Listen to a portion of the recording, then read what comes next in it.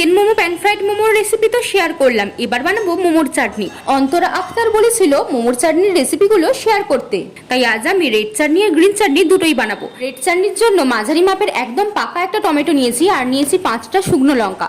এবার অল্প একটু জল দিয়ে এগুলোকে সেদ্ধ করে নেব। সেদ্ধ হয়ে গেলে ঠান্ডা করে নিয়ে একটা মিক্সিং জারে নিয়ে তাতে 2 কোয়া রসুন, হাফ ইঞ্চির অর্ধেক আদা আর নুন আর অল্প জল দিয়ে বেটে নেব।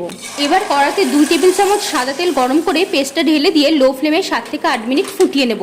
তাহলেই তৈরি হয়ে যাবে মোমোর ঝাল ঝাল রেড চাটনি। আমি ভিনিগার অ্যাড করিনি, তবে বেশি দিন স্টোর করে রাখতে হলে হাফ টেবিল স্পুন ভিনিগার দিয়ে দিতে হবে। এবার বানাবো গ্রিন চাটনি। এর জন্য মিক্সার জারে 1 মুঠো ধনেপাতা, 4টে কাঁচা লঙ্কা, হাফ ইঞ্চির অর্ধেক আদা, একটা বড় কোয়া রসুন, তবে ছোট কোয়া হলে 2 কোয়া রসুন দিয়ে দেবেন, পরিমাণ মতো নুন আর 2 টেবিল চামচ লেবুর রস দিয়ে ভালো করে বেটে নিলেই তৈরি হয়ে যাবে গ্রিন চাটনি। লেবুর রস দেওয়ার জন্য এই চাটনিটা অনেকদিন স্টোর করে রাখা যায়। মোমো ছাড়াও যে কোনো চাট অথবা স্যান্ডউইচের সাথেও এই চাটনিটা কিন্তু বেশ ভালো লাগে।